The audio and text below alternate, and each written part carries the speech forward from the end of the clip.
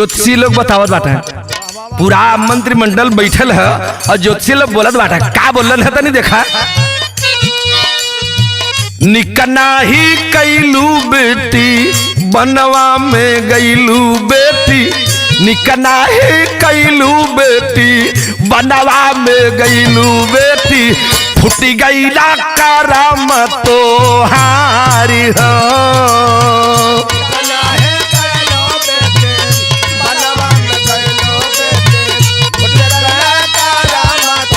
हारी हो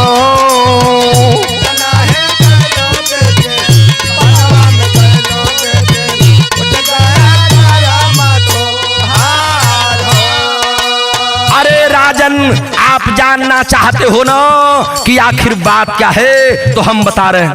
एक विद्वान ब्राह्मण खड़े हुए जो सबसे बड़े ज्योतिषी थे, जो राजा के गुरु थे, और बताते बताते एक बात बता दी है।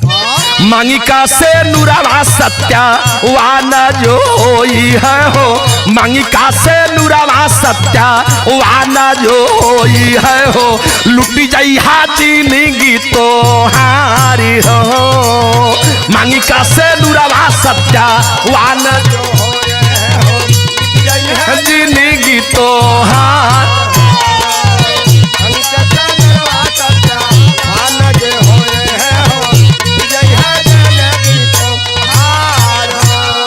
अब तो राजा और खड़े हो गए, कहला गुरुजी अब सीधा सीधा बतावा, वही में ऐठा मत, लपेटा मत, न तो अब ठीक न पड़ी। तू कहल का जो तो हमार बेटी वो लड़का के अपन दुल्हा मन ले है, और तू वही में लकड़ियावत हुआ। पंडित जी खोल पड़े बात को, कहला कि राजा गुस्सा मत होए, बिटिया के समझा दे कि वो लड़का इनके दुल्हा योग्य न बा। कहला क्या बात है? अरे पहले बच्ची को समझा दीजिए, अपना निर्णय वापस कर ले, फैसला वापस कर ले। मजबूरी क्या है ये भी तो बताएंगे। एक तरफ बच्ची खड़ी है, पूरा दरबार भरा है, राजा टुक टुक ताकत हुए। वो ज्योतिषी लोग बतौला का बरहे महीनवा बाटे उनकर उमरिया हो, बरहे महीनवा बाटे उनकर उमरिया हो, लुट जाई हाजिनी तो हारी हो। ए बेटी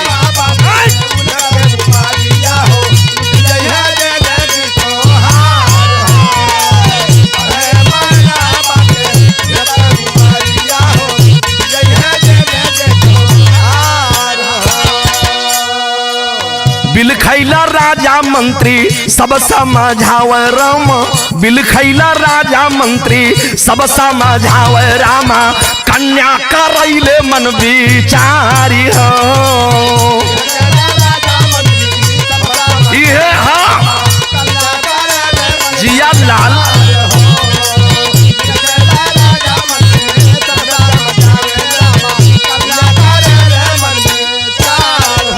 अरे राजा, अगर आप जानना ही चाहते हो तो जिस दिन सगाई हो गई इस बच्ची की, उसके ठीक 12वां महीना का अंतिम दिन आते आते वह लड़का सत्यवान यह दुनिया छोड़ देगा।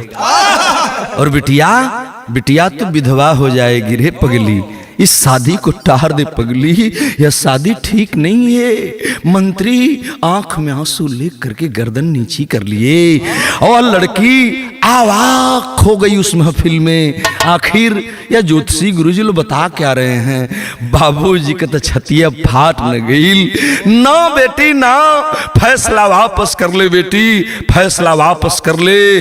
सुनते सुनते कांपती हुई वह सावित्री बिटिया, लाडली प्यारी बच्ची आगे बढ़ी और हिम्मत बना करके कहती है, पिताश्री जी मेरी एक बात सुन लीजिए। आपने ही तो मुझे आदेश किया था, आपने ही मुझे आदेश दिया था कि अपने वर का वर्ण स्वतः कर ले, तो मैं अपने वर का वर्ण करके आई हूँ, चुन कर आई हूँ। और हिंदुस्तान की रीति है कि हिंदुस्तान की बिटिया जिसे अपना पति एक बार मान लेती है वही उसका जीवन साथी होता है।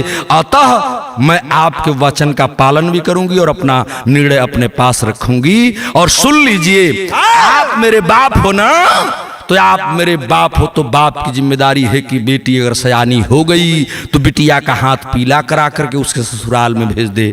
अब ससुराल में उसका सासु अंधी है कि ससुर अंधे हैं, पति लंगड़ा है, लूजा है, काना है, एक दिन जिएगा कि 15 वर्ष जिए, 100 वर्ष जिएगा, इसका मतलब जिम्मेदार बाप नहीं है, वह बिटिया जिम्मेदार होगी जिसके मांग का वो सिंदूर बनेगा। अब तो राजा के साथ पूरा दरबार के लोग सनन होगी ना, जे जहां हो तहां कठुआल है, और लड़की अपना फैसला सुना देती है, गीत बदली बेटा।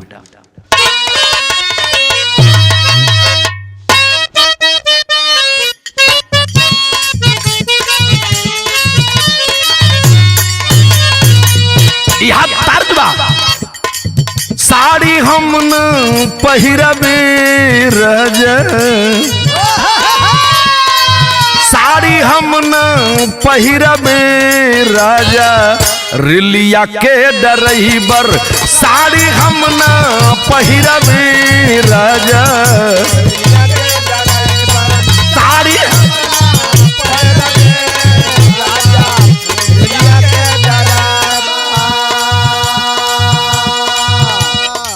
कन्या फैसला सुनाई होई, कन्या फैसला सुनाय होई, कैली सगाई, कन्या फैसला सुनाय होई,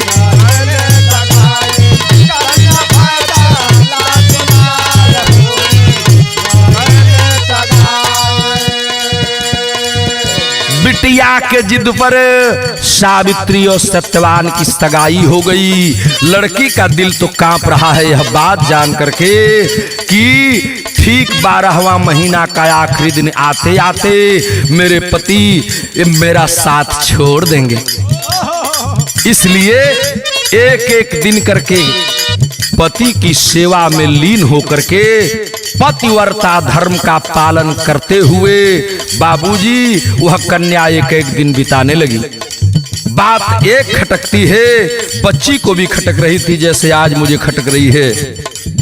विद्वान ब्राह्मण ज्योतिषी देखें कितना अंतर है तब के जमाने में और अब के जमाने में। तब के ज्योतिषी और विद्वान ऐसे हुआ करते थे कि मौत की भी सटीक जानकारी बता देते थे, लेकिन आज चोरी, हत्या, बलात्कार, बम ब्लास्ट, सीमा पर जवान मारल जाते हैं, डेली मौतें हो रही हैं, हत्याएं हो रही हैं, भूकंप आ रहा, तूफान आ रहा, लेकिन कहीं कोई ज्योतिषी ब्राह्मण विद्वान का माथा काम नहीं कर रहा है, न कोई सटीक बात कर रहा है। इसका मात्र एक कारण है, अपना विचार मन चंगा तो कठौती में। इसीलिए संत रैदास ने कहा था कि मन चंगा तो कठौती में गंगा। वह लड़की मन को स्वच्छ करके पति की सेवा में लीन हो गई, सास ससुर की सेवा में लीन हो गई, पतिव्रता धर्म का पालन करने लगी। धीरे धीरे एक नहीं, दो नहीं बाबूजी, महीना बीत गया, 1 महीना बीता, 2 महीना बीता, वक्त कितना गुजर गया जरा देखें।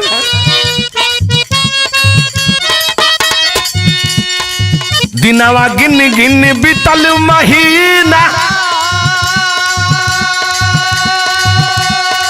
सतिया पति की सेवा की ना।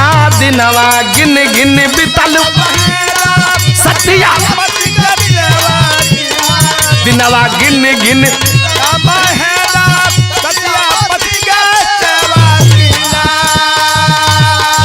गैल दिनवा नियराय बेटी, गैल दिनवा नियराय रनिया, गैली कुम्हिलाई, गैल दिनवा नियराय रनिया, गैली कुम्हिलाई।